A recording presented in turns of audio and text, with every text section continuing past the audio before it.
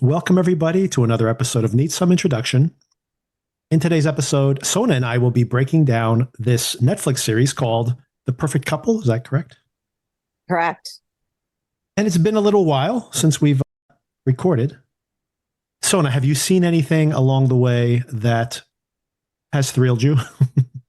Oh gosh, I didn't think about that before we got on this podcast. No, I've just been doing my usual reality TV in the background situation. So no, there's nothing super compelling. Although I will say I have just started, I think it's called The Secret Lives of Mormon Wives on Hulu. Oh, interesting. And I expect that to be a good one. So, I was going to ask if there's any, that's my blind spot. So if there's anything out there you want to shout out, feel free to shout it out here on the podcast. By the way, if you're tuning back in, recently I've been talking about the Alien franchise. I thought a very entertaining Alien film but last week, Sona, I reviewed Beetlejuice and talked about Tim Burton's extremely long. That episode ended up being longer than I expected because I'm like, man, he's got a lot of movies, but a very long retrospective of Tim Burton's career. And I wanted to ask you, Beetlejuice, the first one, what's your relationship with that? Did you grow up watching that? Is that one of your films or something you never saw, or what's your experience? I think I didn't see it when it came out. I saw it on TV much later. And it's not one of those movies that I've watched again and again. So I've seen it maybe 1.5 times. And the thing that resonates or sticks with me the most about it is the shake, shake, shake, senora. Oh, yes. Yeah, exactly. Which is just super fun, right? I think, is that at the very end of the movie? I feel like it's at the end. There's two dance sequences. There's the Day-O one, and then there's the shake, shake, shake, which is at the very end. You're right. Yeah. And I remember both of those. So that was the biggest impression it left on me. But I do remember enjoying the movie and thinking it was good. And I am interested in seeing the sequel. And you just reminded me that over my break, I did watch something that was interesting, and it had Michael Keaton in it. Oh, and it's a movie. And now I'm Googling the name because I can't remember. No, he is a contract killer or mob guy that has dementia. This is starting to sound very bizarre, but Knox Goes Away. Knox Goes Away. Yeah. From 2023. It's on HBO, I think, correct? I'm not sure. I walked into the room while my husband was watching it. Have you seen it?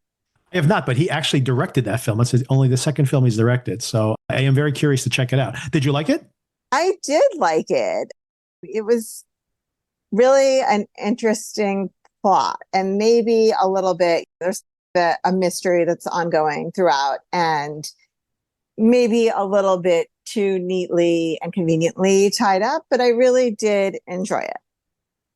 Sorry, this is a complete tangent from what you asked, but you just reminded me. No, I'm glad you brought it up, actually. I have not seen that, and I do want to catch up on it. And it is available on HBO. I'm just looking at it here on my app.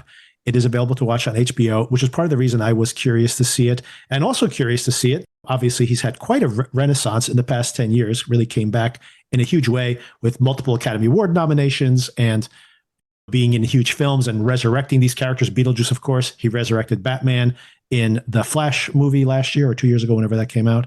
So a huge comeback for him after disappearing for at least 10 years, practically. But this is, as I mentioned, it is a film he actually directed himself. So I am very curious to see it for that reason as well. And the reviews are pretty positive. So anybody who's curious about that. As I'm looking at it, it's only 65% on Rotten Tomatoes, which I think is not great. But I will say I really enjoyed it. And I'm not a Michael Keaton super fan, but I do like him and his work, generally speaking. I think he's very talented. So I did like this. I like him, and he is very funny. I rewatched Beetlejuice for that retrospective, and he is so funny, and he's barely in the film. And in the sequel, once again, he's in relatively less film, more of it than the first film, but still relatively little of the film. It has a lot of plot, the new film. I don't know why they put so much plot in there. Like, you literally could say, like, I could take any one of these three main plots and make a movie out of it, but they put them all in the same film. So it's a little too much, but it's just basically a bunch of gags, and they are very funny. And he is great. He comes back, and he is like exactly like he was before. Is very funny, the Beetlejuice character in that. I actually think he's very funny in real life as well, because I kind of remember years and years ago. I must have been in college or maybe law school, watching an interview between him and Letterman Yeah. when the Letterman show was still out. And I just remember being reduced to tears. It was so funny that I was actually crying watching this interview. An interesting point about that, by the way, is that they started together. They wrote together on some show. And then what happened was that Letterman got the TV show and he was just starting to get like bit roles, but he would bring him on even before he was famous. And then they like rose up together. I think it was like 81, 82 when Letterman starts doing his show. And then I think it's 1982 when he makes Night Shift, which turns to be Ron Howard's second film directing, I think, is like what really put Ron Howard as a director on the map. And that was a hit. And then he made Mr. Mom. And then that was a hit. And then before you know it, a few years after that, he's Batman and he's like a huge star and he's on Letterman's show. Right. So it's like, but they were like buddies before he was even famous. Right. So it's an interesting parallel that you bring up there. Yeah, I didn't know that. That makes more sense. It's like two old friends talking together can be very entertaining to watch, at least for me. And it's very funny when you think about Beetlejuice coming out and becoming a hit. And then, of course, Batman right after that, even bigger. And then he comes on the show. And, of course, Letterman's become a huge star at that point, very recognizable. And, of course, he's in the biggest movie in the country. And they started off like writing jokes for other same exact time. So it's a very interesting parallel between the two. Before we get into The Perfect Couple, I do not get any money from Apple TV, by the way. And you may wonder, why am I always talking about Apple TV shows? To be honest, the reason I cover so many of them here, and honestly, they're usually not very popular, just so you know. But the reason I talk about them so frequently here on the podcast is especially with the writer's strike. There's been like a real dearth of product, although now the fall seems now to look like we have a regular fall with some pretty prestigious shows coming out. But for almost a year now, since the writer's strike of last year, there has been relatively few really name brand giant spectacles. We saw even House of the Dragon, which was maybe the biggest show of the summer, which didn't get a finale. Like they basically never shot a finale because of the writer's strike. So the ending was very disappointing to many fans. You're like, wait for next season to get to see this battle. End of show. So even that was disappointing due to this. Anyway, Apple TV, because they just have so much content and they're really making a bid for interest here, just keeps churning out shows. They're not always great, but they keep churning out. And I was working on an episode of saying, is this the moment when you want to activate your Apple TV Plus subscription? By the way, we have new Apple phones that just announced. So if you do get an Apple phone and you get that free subscription, this might be the moment, if not now, then very soon. Because Sona, check this out. Look at this lineup they have right now. First of all, I had recommended to you, and maybe this is how we can frame some of these things you may or may have not watched. I had recommended that you might want to see this Doug Liman thriller, which premiered in August, called The Instigators. And this was a mini regrouping of some of the folks from the Ocean's films. We have Matt Damon and Casey Affleck. Did you happen to watch this? No, I forgot all about that recommendation and I didn't, but it still sounds good. It is mildly entertaining, totally fine for TV. I've heard some people really rave about this film and say, oh man, it should have been in movie theaters. There are a couple of really fun car chases in it, I will say, but this is totally the type of thing that I would watch on TV. I don't think I would have paid to see this in theaters, but it is just the beginning of a framing of, hey, here's something that if you are disappointed, can't find stuff to watch on TV, here's something you can watch on Apple TV. This film from Doug Liman, which has some of that energy, some of that Ocean's energy, a crime gone wrong, and then these two kind of bumbling idiots very entertainingly working their way out of this situation. But also, Sona, here's something that I do know you watched, premiering also last month, was Bad Monkey, with honestly Vince Vaughn at his most appealing, in my opinion. And have you kept up with this show? Again, so disclaimer, I have been super swamped at work. And so I have very little free time to think about anything, especially with school starting at the same time that I'm super swamped with work and travel soccer starting. But this is nobody else's problem but my own. But I completely forgot about Bad Monkey as well. And I remember I texted you the day I watched it. I said, I wish there were no more episodes available. So that is something that I am definitely going to go back to, perhaps even this weekend. I'll tell you, honestly, I very much enjoy this show, and it is so lightweight, very much like The Instigators to some extent, that as I've watched it, I'm 2 or 3 episodes behind at this point. I think I might have been fallen 3 episodes behind. There was a big reveal in the last episode I saw, which I believe was episode 4. Anyway, all this is to say that I was worried, as entertained as I was in those first 2 episodes when we discussed it off mic, that this wouldn't really be able to hold that up. 10 episodes for this type of show, would it hold up? I have found it to be continuously entertaining, extremely lightweight. I do not think that there's anything urgent here. There was a clever twist about the midpoint of the season. So if you like Vince Vaughn, if you like that type of energy, he is being the entertaining version. Yeah. It's such a great vehicle for him. This is what we talked about briefly when we both had watched the first 3 episodes. It's the perfect Vince Vaughn vehicle that allows him to display his charisma and his sense of humor and the whole Vince Vaughn manner that he has. So I thought he was very enjoyable to watch in this. I thought the plot was good. I liked some of the other actors. So I think it has a lot going for it. I actually thought just now when you said, like, I'm here to tell you, I thought you were going to say, don't bother. It'll take a terrible turn. So I'm excited that it seems worthwhile. I'm not fully caught up, so maybe it does go badly, but it is. But I would say it is very entertaining, and I don't expect at this late in the game that it won't still keep giving those same vibes. They're not going to get it wrong at this late in the show, but it's not the type of show where the mystery, I am curious about the mystery, but it's not the reason you're tuning in, right? You're tuning in for the vibes, and they're very funny, very entertaining. And like I said, it's a perfect vehicle for Vince Vaughn's charisma. Also back in August, only 2 episodes into season 2, but I know this one's on your radar, Sona. I don't know if you ever caught up on it at all, but Pachinko is back for season 2. And I have not even seen any of season 2 yet because I'm still finishing off season 1. But this is such a rich and impressive family drama. You don't have to know the history of Japan and South Korea, but if you are curious about that, a more contemporary story, because you watch Shogun, for example, and even features some cast members from that Shogun show. So if you are still curious about the cultural milieu, but it's not just about that, it's about just this beautiful representation by jumping back and forward in these very different time frames through one family history. How, for example, this grandmother, who was central to this sprawling storyline, had an affair when she was much younger and has an illegitimate child, not aware to the family, but then we get to see this counterpoint of this grandchild and this unknown grandfather figure and how similar they are. So it's about how your family history impacts your daily decisions in ways you don't even know, but of course how those family bonds are actually what our histories are made out of. It's about the history of these countries through the point of view of these families.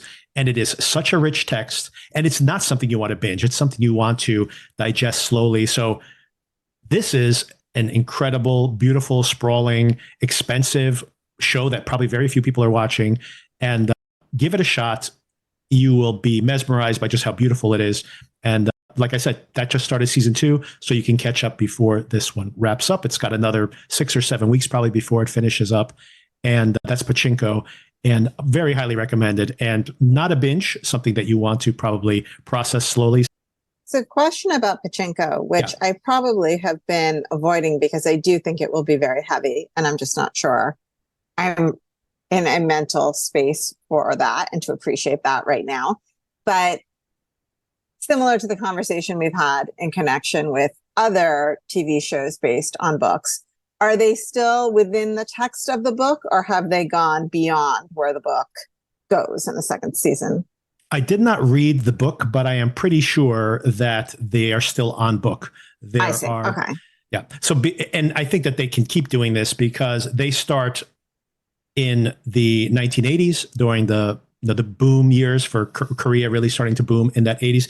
I don't know if they're ever going to jump to contemporary times. I do not believe the book makes it that far. So we have this grandson in 1980s South Korea, and simultaneously we jump in parallel to his grandmother's story, which is 100 years earlier, practically almost 100 years earlier, maybe 60 or 70. I might be exaggerating. So the beginning of the century, where Korea's under Japanese control, and then these interesting parallels of how capitalism in some ways freed these people who were like lower class and then they became rich, but then how also it washed away their cultural differences. So there's a lot of themes going on here that are really well represented, not didactically at all. It's just when you just counterpoint how these people change from generation to generation, really fascinating and beautifully done. But to that point, the stories are running in parallel. So I think that the book has very complex storylines that aren't even in the shows so far. So they can easily introduce those because you're filling in those gaps between these multiple threads. So I think that, but I'm pretty sure this is all still on book. Unlike Shogun, which was incredible, but now they've renewed it for a second season, but the whole book was adapted. So they're completely off book for season 2, whatever that happens to be.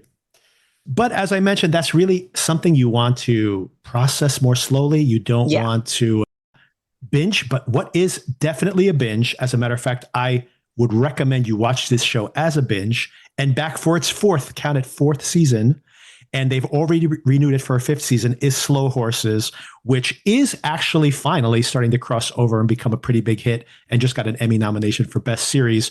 But this is a espionage thriller set in England, and it's Slow Horses, which is supposed to be Slough House. It's what they call them, Slow Horses. But Slough House is when you are a spy and you screw up really badly, you end up where all the rejects are. And it's the story of the rejects.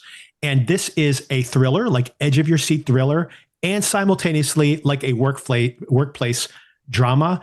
And it's very funny because the people who are doing this investigation and saving the country from terrorism or whatever are the biggest morons in the world. So it's a very entertaining show, and I highly recommend it. And as a matter of fact, I'm watching it week to week right now, and it's frustrating because it ends on a cliffhanger, and I desperately want the next episode. So my point is, wait for season 4 to end, but you have 3 previous seasons to binge through if you want to, while you wait for this most recent season to end. And it is so far very entertaining. I think they're 3 episodes into the current season. So, and that's an Apple TV one as well? That's Apple TV still, yeah. This is all Apple TV content, by the way. Yeah, I have been meaning to watch that, actually. I've heard good things about it. Yeah, and it's very entertaining. I think people watch it being like, oh, this is like dense John le Carré stuff. And it definitely is. It's in that world. You can't trust anybody. The government is full of corruption. Everyone's a bureaucrat and is only looking out for themselves. So it definitely has that spycraft to it, but it's from the point of view of like the losers. So it becomes a very entertaining way to perceive this. And like I said, it's very significantly workplace comedy, and it's really good television in the fact that from season to season, your relationship to this character becomes the central character in season 3. It's a very interesting ensemble, and they keep bringing back these really talented actors to do this show 4 seasons in, and I'm sure it will continue as long as it's successful. But there's even more. So there are even more reasons to start your subscription to Apple TV Plus. The movie Wolves is coming out. This is from John Watts, who directed the most recent Spider-Man cycle of films, but stars, speaking of Ocean 11, George Clooney and Brad Pitt as 2 corporate fixers that basically end up butting heads and maybe buddying up by the end of this. But it's a comedy thriller, has some action elements as well. This just played at the Toronto Film Festival and got pretty good reviews, and that's coming out later this month. So that's as really as star-studded a film as you can see for the fall season. And hey, it's available on Apple TV. So it's something else to look forward to in the very near future. And then, Sona, I pitched this one to you as something we might be covering week to week. Also premiering at one of the festivals, the Venice Film Festival, was the new Alfonso Cuarón adaptation of the book Disclaimer, which stars Kate Blanchett and much of the stars. Kevin Kline's in this film as well, in this series as well. Sacha Baron Cohen, Leslie Manville. So just a star-studded cast, and from an Academy Award-winning director. So, and has played, like I said, played at the Venice Film Festival and played as a film, basically a very long film, like 6-hour film, and got very positive reviews. And this is also a thriller with family elements to it. So definitely something I'm looking forward to. And so yet something else that everybody can watch, especially if we decide to watch it here on the podcast from week to week. And Sona, also in October, Shrinking is back, one of our favorite comedies from last year. So that's something we can look forward to. There's another thriller coming in the same month with a very unexpected cast. This is a psychological thriller that stars Billy Crystal, but it's not a comedy. This is about a psychiatrist who lost his son, I think, earlier in his life, and now starts to counsel a young man who may have been might have been involved in that disappearance originally. So this is something else that has a very interesting cast and could be interesting as well. Also coming out in October. And Sona, a show that you didn't like as much as I did, Bad Sisters, is coming back for season 2. I mean, I definitely was in the minority. People love that show. It just, for some reason, for me, it held my interest, but I didn't find it as great as most people do. Yeah, I very much liked that show. And another show that I covered here on the podcast, Silo, a science fiction series, which I know you did not watch, which I was pretty disappointed, honestly. Although people love that show, I was disappointed with season 1, but it does end exactly when I think the story becomes really interesting. So I think the season 2 could be very interesting. Another book adaptation, by the way. So many of these, by the way, are book adaptations, a pattern in all of these shows pretty much. And then to cap things off, in November, we have the movie Blitz. This is from Steve McQueen. It's about the London Blitz. It's almost certainly going to be a player for the Academy Awards. And of course, last and definitely not least, is that this all leads up to January when Severance comes back for season 2. Finally. Finally, indeed. The long-awaited return of Severance, which, by the way, is, as we touched on briefly in an earlier episode, is a really big deal for Apple. Apple desperately needs this show to be a hit. They don't have too many legitimate hits. And this is a very expensive season of TV, apparently, and they need this thing to hit. So if you're just curious about that and you haven't watched it, you can catch up on season 1 or rewatch season 1 and then anticipate season 2. So that is a lot of good content in the next few months. So like I said, if not now to activate that Apple TV Plus subscription, then very soon, because there's a lot of stuff to watch before you wait for Severance. And I'm sure that is going to be a big activation point for a lot of Apple TV Plus subscriptions at that point. All right. So that ate up some of our episode time. Now, I don't know who did this to who, Sona. Or I should say, is responsible for the fact that we both watched 6 episodes of this show. Yes, exactly. But I think it's my own. I don't know if you blamed yourself for this at all. If you would each, it's not that bad, by the way. I don't think it's blameworthy. So why would right. I'm just teasing about that part of it. But I'm pretty sure I did mention it. I know you brought it up to me very recently to see if we wanted to record about this. But I had suggested this to you about a month ago, going like, oh, this is something that's coming out that you might be interested in. So either way, we were both on the same page at different points, perhaps. And this is totally the type of thing that I would have watched independent of any conversation with you, for whatever that says about me. That's part of the reason I brought it up, right? Yeah. Like, in general, it seems to be on this podcast, if we have, you don't even like Nicole Kidman, but if she's in a show, you're watching it. That's how it is.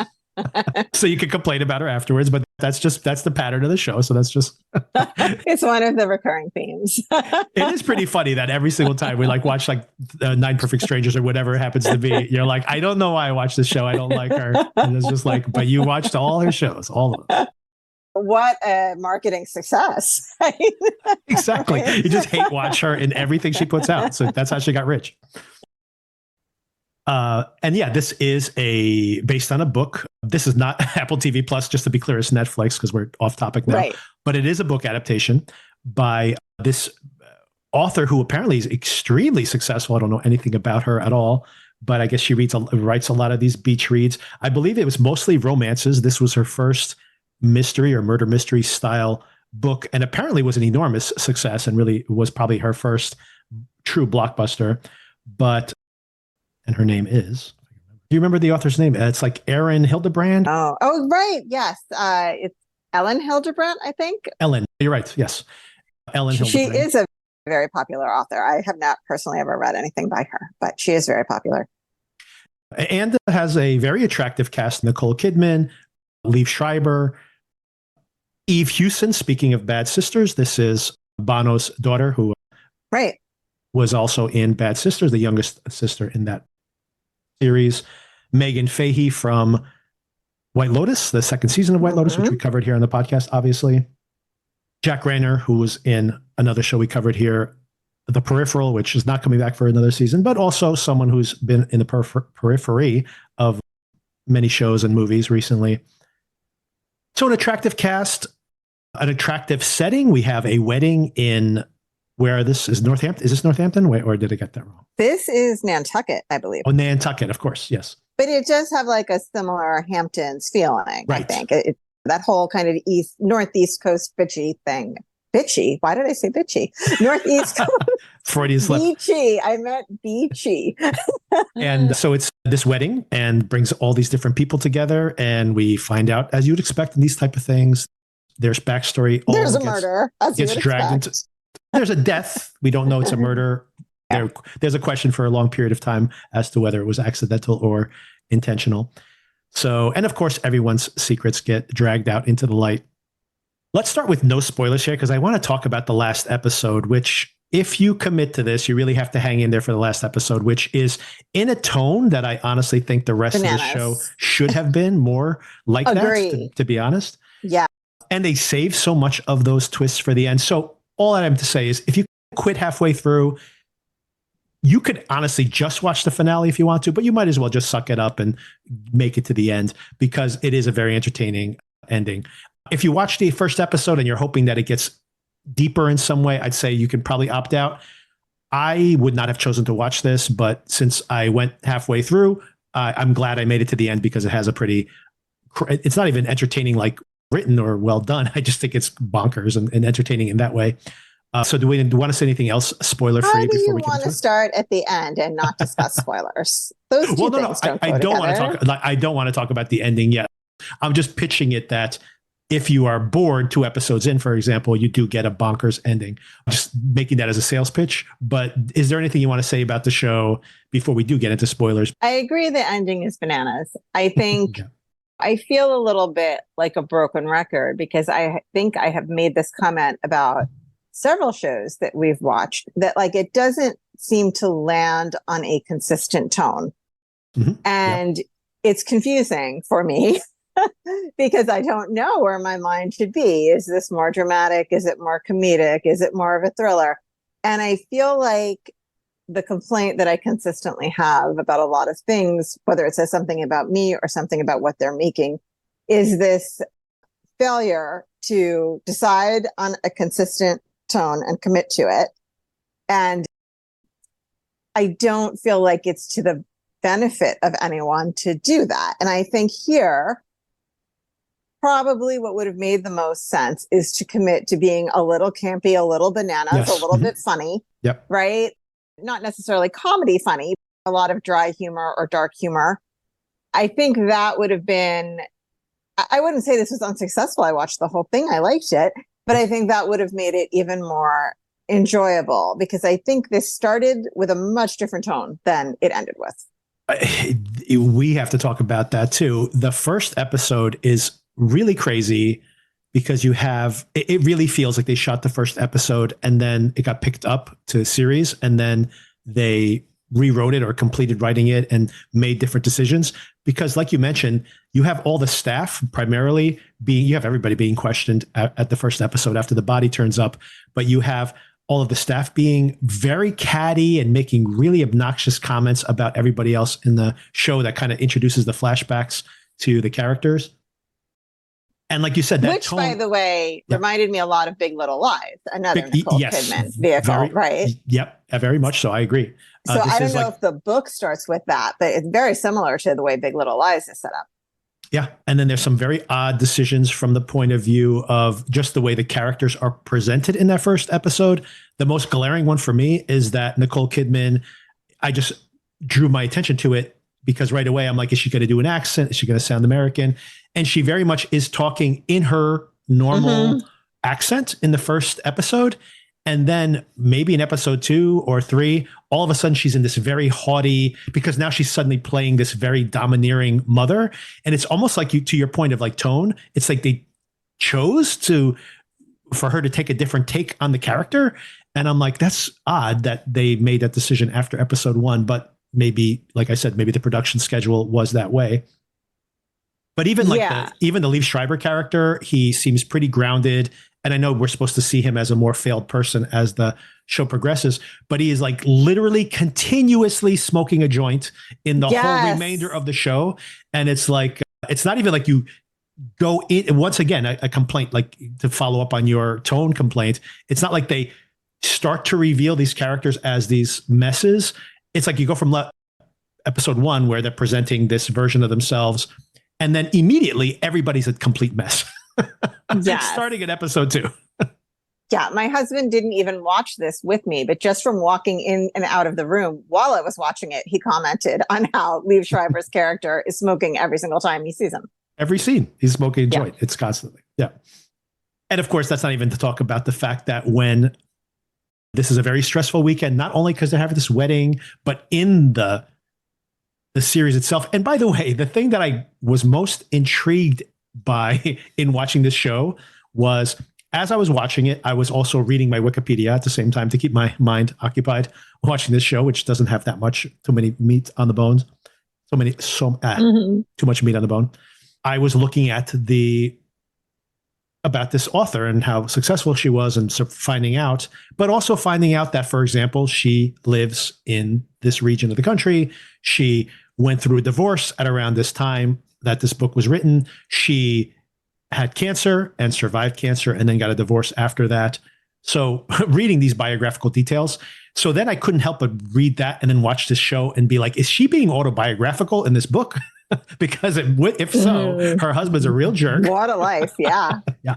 And very tough, especially some of the revelations that come later in the show, in the film, in the series, which I don't even know why they're there, to be honest. We got to get to the end at some point.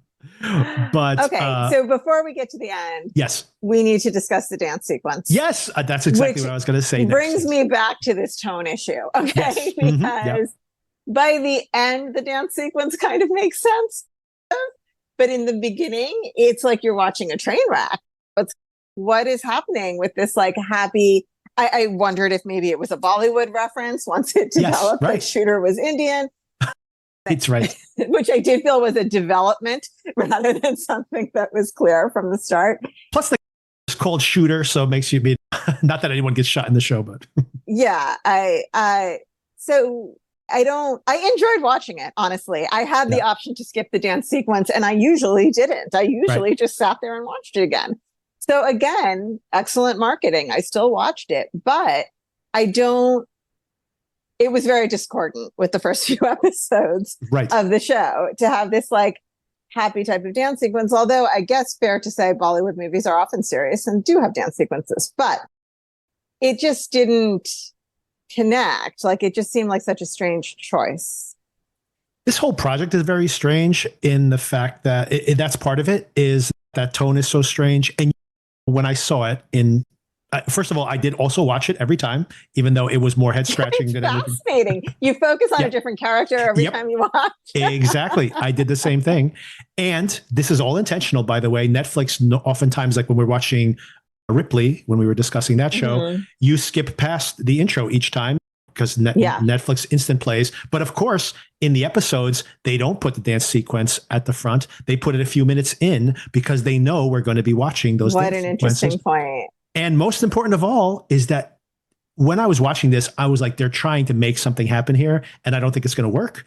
But I was wrong. This show has been very popular, and it's been huge on TikTok because of the dance sequence. So I'm like, these people are putting this on TikTok and imitating the dance. And of course, if just a fraction of those people don't just watch the dance sequence, they watch the show all the way through. That's why it's the #1 show in the country right now. Amazing. And so it's all very strangely constructed and very cynical almost in its marketing attempt, but it worked, right? And like you said, it is in a way a better show, may not have been as compelling a watch. So we're in this era of what's popular is not necessarily good. Like I can't get people to watch Pachinko, but everybody's watching this. That's an unfair analogy, obviously, because you could watch this show. I watched this show with half my, literally on another device or in the background while I was making dinner, and I could miss whole minutes of the show and it's fine. And this is You know, very much a casual watch. So this is a very different experience than Pachinko, where you have to sit down and really pay attention. And you want to, right? You really want to savor every moment of it. But this is a completely opposite watch in so many ways. okay, I agree with you, but I did try and do a little of that here and there. And let me just issue a warning that the last episode is not the place to do that, because Oh, I absolutely did not. have to No, rewind it yes. in order to figure out what on earth had happened. And I only looked away for about 2 minutes. But to just follow up directly with that, I completely agree. That last episode, I think I rewound a couple of times, and I was paying attention because everything, like all the revelations It's come. packed in. It's just at the end, which once again, I don't understand. This is not a show that's moving at the speed of light. This is a show where maybe one important thing happens each episode. For them to like cram in so much craziness at the end is hilarious. And who wrote these scripts? I don't want to just call people out, because I try not to disparage people when they say this film didn't work for me. I used to be that way. These people are idiots. I don't know what they're doing, because it's very hard to get all these things together. Sure. But on the page, if I was reading these scripts, I'm like, why are we putting all these revelations in the end? Like, can't we put some of this earlier on so we can discuss it openly before we get to the end? It just doesn't seem like, even just some little hints so that you could have the light bulb moment of like, oh, that's why they said that. Now it makes sense. That's why I saw that. Yeah. It's so funny. Like all the possible suspect motivations are almost all at the end.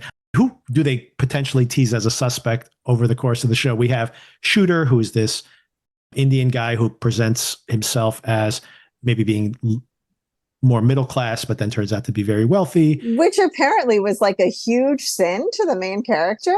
I really didn't think offensive. It was as awful as she made it out to be. Yes. It's not like he literally said, I'm poor, I have no money. I understand there was a misunderstanding he could have corrected, but she acted like he had killed her dog. Honestly, Sona, does anyone behave the way you would expect in most circumstances in this show? The behavior is pretty crazy. Just to speak, let's go back to Liev Schreiber, where I started saying this, but it's not only the wedding that's occurring here over the course of this weekend. She's a very famous author, and she's also having like a big photo shoot for Vanity Fair or some big magazine. Of course, you would schedule these. It's all scheduled at the same time, of course. Perfect timing, right? And doesn't call that off, by the way. Yes, we had the death, so we had to call off the wedding, but let's still do the photo shoot. Why would we change our plans? So none of that. And they actually do address this, that there was a miscommunication because it all happened so quickly, etc. And by the way, people are carrying around like a 5-tier wedding cake as if it weighs a pound. Like the way they are just all navigating around the house carrying this 5-tier wedding cake. I'm not sure if it had 5 tiers. Very tall, and I assume very heavy, very dense. Yeah. And then it's, yes, exactly. And then so all of this, a pregnant woman, no less, right? So a very pregnant woman. And to your point, that would work in a much more slapstick version of this, but it rarely goes slapstick. Maybe for one scene, but then goes very deathly serious. And you mentioned this to me when you were watching it as well. Like, I can't pick a lane in what I'm supposed to feel. We're supposed to basically laugh at this character who ends up dead being almost like as a punchline, like, oh, we're not supposed to take her too seriously, and let's just have fun and have a dance sequence because her death's not that important. And then we'll come out of the dance sequence and it's like, I can't believe she's dead. She was such an important person to my life. Like, I've lost a sister or something. And the fact that we're supposed to go from like, oh, this is just a fun soap opera, and then jump into like serious questions about her marriage choices and her friends. It's just all over the place. And what about the way in literally the 48 hours after her best friend's death, people keep asking her if she's okay? Yeah. Why would you do that? She obviously is not okay. Give her some space. Why are they acting like she should have snapped out of it by now? Like, oh, you seem a little down. Everything all. But she seems that way too, right? Like, she's like by poolside or whatever, hanging out, which I don't know if I would just be hanging out poolside 48 hours after my best friend died. But she seems to be like, I'm just trying to read my book here.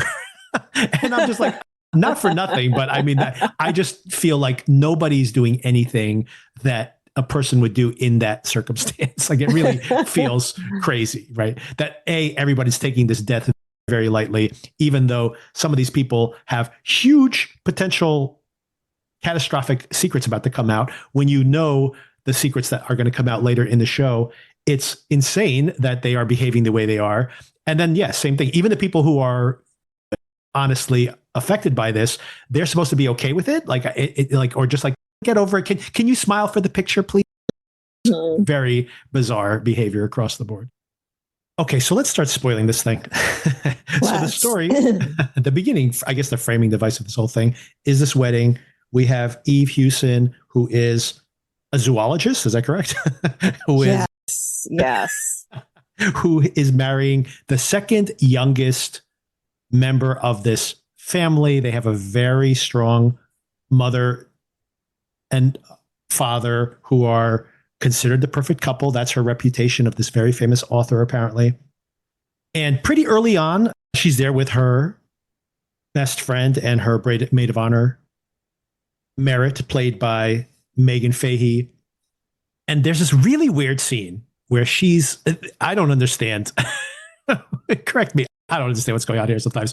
But she basically is saying, like, I love my fiance, but I should be in love with him, where thinking that I can't be with him would make me want to murder somebody. And that when I'm not having sex with him, all I'm thinking about is the next time I'm going to have sex with him. And I'm like, is this a 12-year-old's perspective on what marriage is like? Has she been in a relationship before? Because not for nothing, but that level of passion burns out after about a month or two. I think maybe they were trying to plant the seeds of love making maybe people murder. Killed somebody. Yes, exactly. Yes. It's just a very strange conversation to be having, especially so early in the show when we're just starting to get to know her. Especially 2 days before the wedding. Yes. And the questions you should have had. If you expect that you're going to have a real tough time finding somebody, by the way. Yeah. I think I still love him, but I don't want to murder someone for him anymore. I don't think it's going to work out. And what else do we see here pretty early on? We see that Thomas, played by Jack Rayner, he is a real jerk. He has an extremely pregnant wife, played by Dakota Fanning, right? Playing his wife, Abby. Is it Dakota or is it Elle? I prefer Elle. She's my preferred Fanning. This is Dakota. Okay. Yep. And he's sleeping around with Isabella Johnny, playing Isabel. I guess she couldn't learn a character name, so they just called her Isabel. Who also has a thing for the dad. Apparently everybody has a thing for the dad. She previously had a thing with the dad. It comes out later. Yeah. I'll try to see if there's anybody else I want to loop into this whole conversation. And and a couple of other characters here. The youngest son, who is potentially has some weird incel energy going on, because he's very sensitive about girls, especially. He's going through a breakup, and then Merritt flirts with him at some point, and you're like, he's got blood on his hands. So there's a lot of teasing that maybe he's just this out of control teenager. There's also very early on that the sheriff in town, that his daughter has blood on her dress, like in the very first episode. And it's so funny because she's like, maybe it was her. And I'm like, I don't even know these people. How would it be her? How could she possibly be connected to this murder? And by the end of the episode 1, of course, or even before then, I think. Oh, yeah, actually, we only discover that it's Merritt. That's what happens. The murder investigation is being investigated from the very beginning of episode 1. Once again, a very weird way to structure this script-wise. But we don't find out who is dead until the very end, is when we find out that the maid of honor, Merritt, is dead. And of course, there's all this cattiness. We see that there's this woman who works this is a very funny caricature of the working class, where I don't know if this character exists, but she secretly not only has a thing for the husband, but is annoyed when people even try to clean up after themselves, because that's my job. I wish I had someone like that in my life. That's usually my mother. That's usually my mother, by the way. As far as structure, though, it is similar to Big Little Lies, right? Where very you have those police interviews, and I think you spend almost all of the season wondering who's dead. Am I remembering right? The first season? I don't think that we discover who's actually dead until very late in the game, right? So actually, we got at least we found that out earlier. Exactly. Oh, and one more character to bring up here briefly is, you already mentioned, was Ishan Qatar, who plays Shooter Duvall, who is the best man to this person. Once again, we don't know why he would possibly be somebody who could have a motive, except that he tries to escape from on the ferry off the island, panics at some point, and of course he becomes a prime suspect. But it turns out that what is happening there is that Amelia, who's looking for this kind of instant karmic connection with someone, apparently did have it with him at some point. There's some story about they ran into each other on a train, which leads until them having like a kiss at one point, which is funny for that kiss to happen, which apparently is the first time it happened. Like there's a tease that maybe they have an ongoing affair, but actually that's the first time it happened. And the fiance walks in on them. And then you're like, aha, they make him look a little crazy there. So they're like, maybe he did it. And it's like, did what? It's like the person's already dead. It's a very strange, the kind of mysteries that they're trying to set up across this show. Yeah. And then also, I can't remember if it came up in the last episode or earlier, but some kind of connection to a drug cartel. Oh, yes. So, yeah. But that also involves some Middle Eastern country. And then I wasn't sure if it was the same drug cartel or they were just getting confused as far as like which the geography should be. I don't know. There was something to do with the fact that when they're investigating Shooter's backstory or about his background, that he had $300,000 that he had received from Greer, who is the Nicole Kidman character. And they thought it was for drug money because he was getting this money to this other character called Broderick, who was staying at a hotel, who was calling her in the middle of the night. But then there was also some kind of plausible deniability that it was some part of some kind of crypto investment, which brought the Jack Rayner character into it because apparently he is always losing his money, blowing it on these bad investments. And maybe that's how he was involved with this. So it could have been some kind of money laundering. There could have been some drug deal. All of this is really not well defined, even as some kind of potential motivation for this, for the murder. But it's all in there as well in this stew. Even though, by the way, of course, the person who is, I completely forgot to bring up the most important point, which is that it turns out we find out that Merritt is actually pregnant and pregnant with Tag, who is the husband, Liev Schreiber's character, with his child. And even that is very funny because she's super flirtatious. She acts like one of those pansexual monkeys, but she's actually a penguin who wants to mate for life. I'm trying to use my zoology terminology here. But so yeah, it's very weird that they like, once again, that's where they try to like draw in that maybe it's this sexually frustrated teenager who she flirted with and now he got revenge on her or something. Right. But actually she is mated to someone for life, and that is his dad. And wait, maybe he drugged her because he didn't want anyone to find out about this pregnancy. So how did you think about all these? Like, were any of those suspects legitimately in your mind as you were watching this, or what was your experience of that? I think there was even maybe it's the younger brother's crush because she was jealous of him, right? So I don't know. I feel like once they introduced the pregnancy part, which was not that far into it. Pretty early, yes. Yeah. Those other things were a little bit less likely to me. The younger brother maybe seemed a little bit possible just because, I don't know, teenagers, hormones, they can't control themselves. Right. It could be that it would be like an accidental thing, but then put together with the barbiturates, like not a strangulation, not like something that would seem a crime of passion, but something more premeditated. That didn't really add up to me for the younger brother. And honestly, this is where I didn't take the show that seriously. I think if I was vested in one person being guilty versus another, or sympathetic to one character over another, but any kind of satire here of the rich classes, which of course is very common in shows, doesn't really land in any possible way. And I didn't really like any of these characters. I guess you could like Merritt, but she's not around long enough, although we do see her in flashbacks, but she's really just there to be the victim.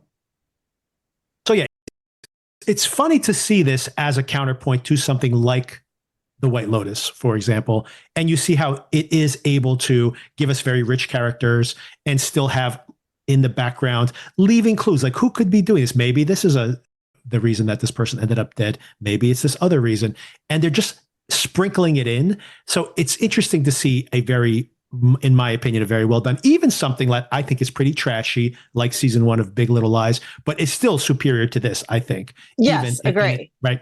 But let's talk about Tag a little bit here, right? So Tag, it's pretty funny that we have this whole situation with Tag where there's the perfect couple or whatever else. But can you give me any kind of explanation for his behavior? As to why he was singing? No, none. Yes. Not why. Yes. Why was he singing? And why does he go and have like a nervous breakdown in front of that press corps during her event? Yeah. Under what circumstance is that? It can't just be smoking marijuana. Some kind of self-destructive streak. I don't know.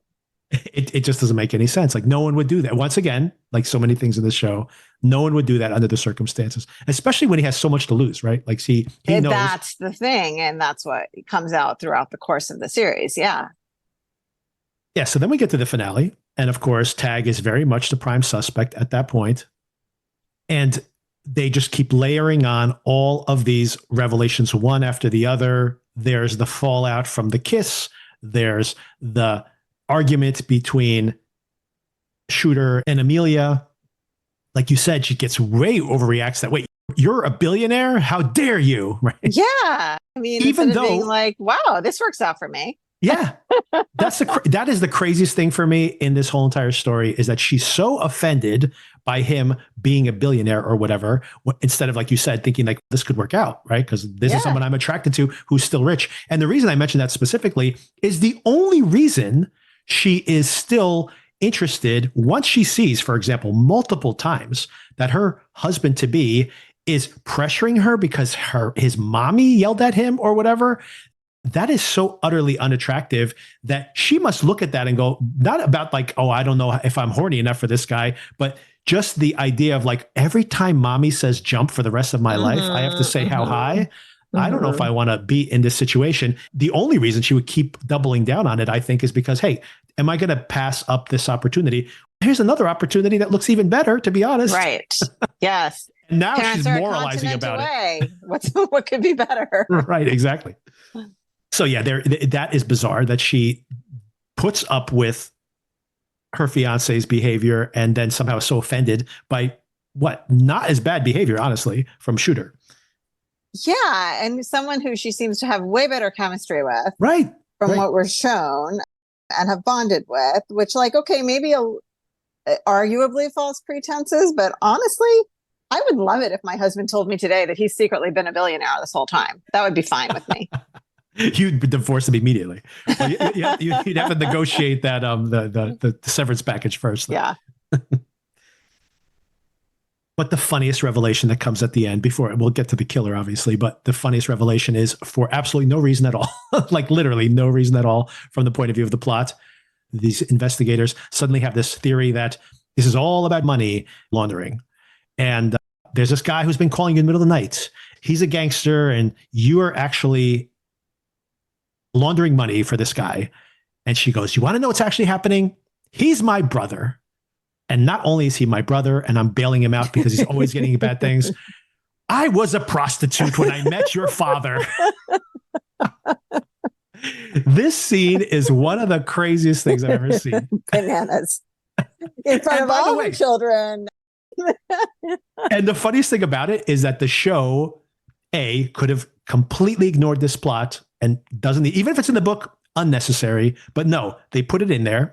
And then, of course, and this is multiple revelations like this in the final episode, but this is the most pronounced one, where they make this revelation and she's like, and we will never speak of this again. And everybody just shrugs their shoulders and moves. Like, what?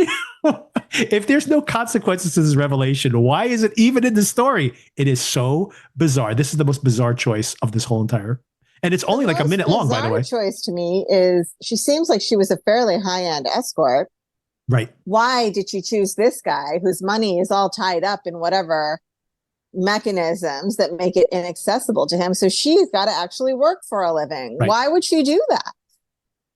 Maybe she wouldn't have known, and he presented himself as richer than he was. But it is very funny that, like you mentioned, she is basically a self-made woman after because she's like, I married him. He was rich at the time. Turns out he's like a lazy layabout who just wants to smoke pot all day long. So I had to work and I became a multi-millionaire with an empire. With an empire. Yeah, exactly. Like she's basically, even think about when the book was written, the Ellen Hildebrandt, the actual person, she was a modestly successful romance writer. She was not the industry that she is now.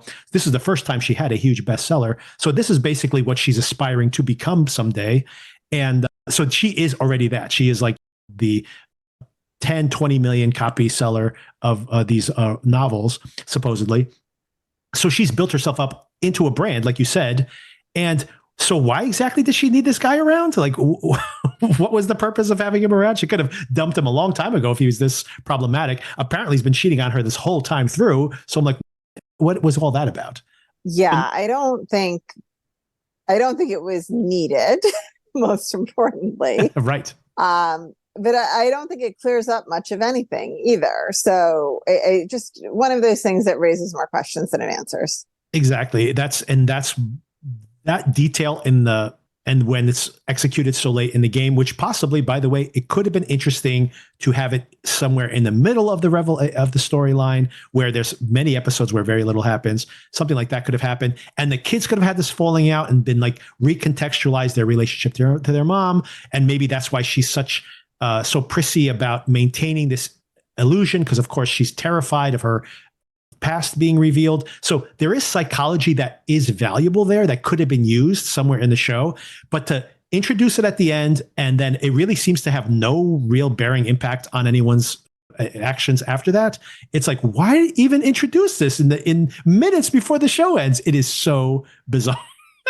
So bizarre. So bizarre. Thomas, the Jack Rayner character, basically saying, aha, I know what this is all about. She was pregnant. She was going to blackmail the family because their money would be tied up in these trusts and everybody's about to get their trust money because their youngest son's about to turn 18 and that money's about to get released. And now if there's a pregnancy, it throws everything out of whack.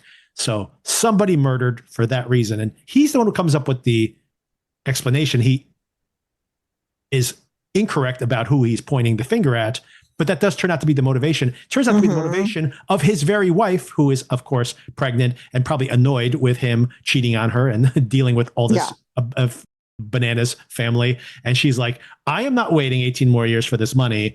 I am going to kill this pregnant lady. So it was indeed the pregnancy, but it wasn't who they thought was going to. It was Dakota Fanning. It was Dakota Fanning.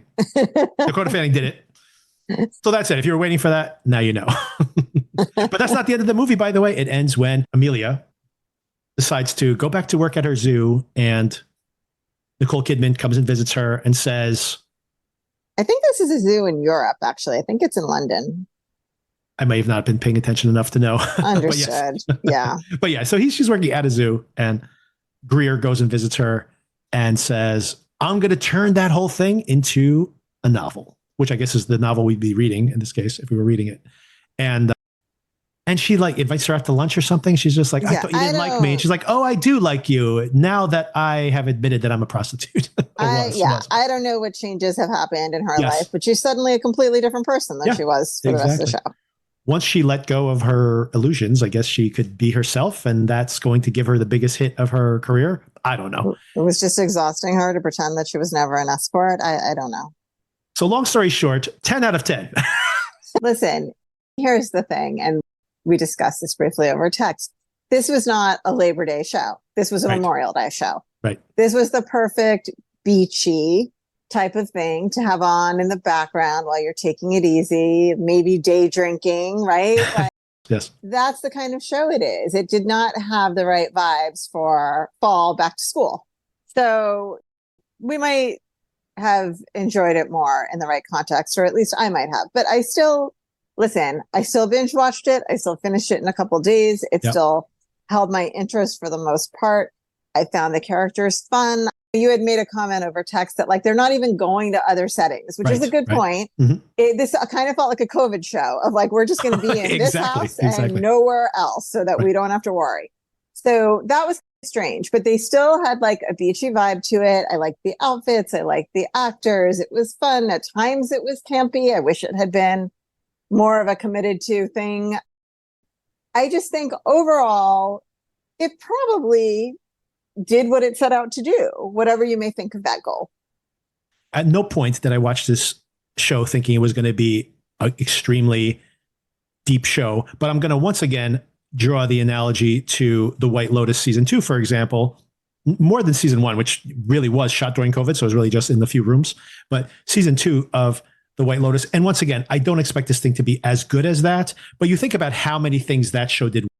It's obviously much better written and it's interested in all this subtext, but let's strip all that away. It's beautiful to look at. You have a very attractive cast. It's sexy. Like there is actual sex in the show, right? Yes. Like there is things that are attractive for it just on the surface. Like if that show in the end had been flatly written and disappointing payoff to the murder mystery, which you may argue that it wasn't that great murder mystery in that particular show anyway, but it didn't even matter to me because all the other things were so rich that even then the show would just be, as a watch, more compelling because, you know, you're out on this island, you're looking at these beautiful scenes, these beautiful people, right? And all these things, right? This was like people in a kitchen carrying a cake around, you know, on the same beach over and over again, by the same pool over and over again, wearing the same clothes over and over again, talking about sex, but never having sex. You know, like, it was like, okay, all right. It was not enough of that. There was a little bit of sex in there. A little. It wasn't titillating enough. And it wasn't even like campy enough, like even whether intentionally or not intentionally. Like you mentioned, a little bit of that energy of that kooky last episode. Mm-hmm. And by the way, it makes you appreciate things, even something that is nowhere near as good as season 2 of The White Lotus, which we just watched. Speaking of Apple TV, another reason to watch Apple TV, if you want to get caught up on this, if people have been recommending it to you.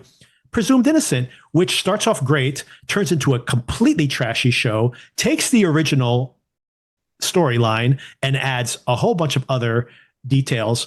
And we hated some of those details and we loved some of those details, but I find that was like episode to episode way more entertaining than this show was. Yeah, I agree. So that's what I'm saying. Don't shoot. You don't even have to hit White Lotus season 2, which is going to get like 17 Oscar Emmy nominations. You could just shoot for Presumed Innocent or like, which is like, that's not going to win any Emmys. No Emmys there, but it was maybe Peter Skarsgård, by the way, maybe he gets an Emmy. He was incredible in that show. As I'm thinking about this, I think it ended up being like a Big Little Lies, Desperate Housewives hybrid. Right. Of like Desperate Housewives was more campy. The same idea of one of the group is dead and who did it. Although if I recall correctly in Desperate Housewives, it was a suicide. I'm not sure. I never saw it. So maybe not who did it. Maybe it was always a suicide. They knew that. I think it landed someplace in between those two shows. Maybe. I can't judge based on Desperate Housewives, but Big Little Lies was like that for me, definitely. But even that, I think, is better. Was better. It had more nuance in the relationships. Yeah. Yes. There was more interest in the psychodynamics of those characters. And honestly, like that's where I think that's maybe just where I gravitate to more. Off Mike, I was recommending to you to check out the remake of Speak No Evil, which just came out in movie theaters this weekend or is coming out. That's based on a European film, which has an extremely difficult ending and would never get adapted to an American film. And I was wondering, how are they going to adapt this? And it's got it's more entertaining in a traditional way, which is why I recommended it to you. But the reason I recommended it to you is not even for the thriller elements of it. It is this psychodynamics of putting you into an uncomfortable situation and then dealing with that. And I really like that. I like seeing people in a situation, not always an uncomfortable one, but something that takes them out of their day-to-day, and then how they need to accommodate that, like discover different aspects of themselves. And like I said, even with Big Little Lies, I feel like there was more of an interest in that than we see here, where these people never felt like real people to me in any way. Mm-hmm. And then if that's going to be the case, then you have to lean into that and say, yeah, it's just a TV show. It's just fun, Right. which is what the dance sequence seems to indicate. But Right. then the show doesn't deliver in that way. So I was pretty Right. disappointed in all those ways I just described. Yeah, I understand that, and I can't argue with it. It's not like you're going to put in a lot of effort and then be frustrated at the end.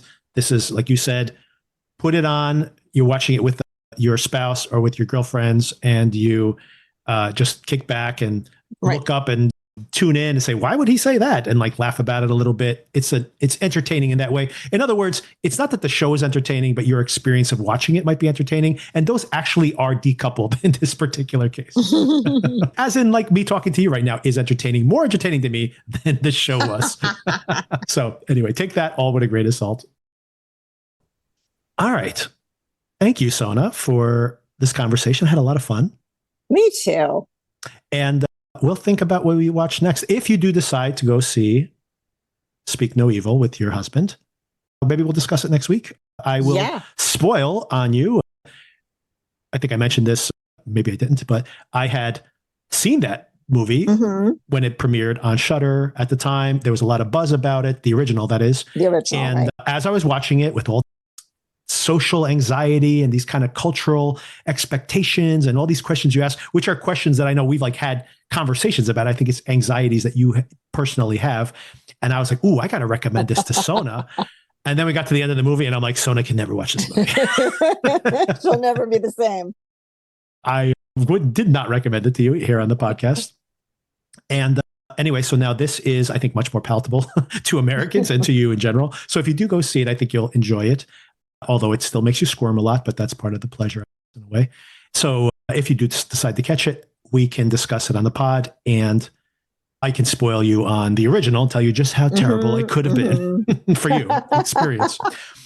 And then, but then we'll look at what else we can discuss. We can definitely talk about that Alphonse Cuarón series in October, but maybe something else will pop up along the way that we can discuss before then. Right. All right. Thank you so much. Sounds good. Talk to you soon.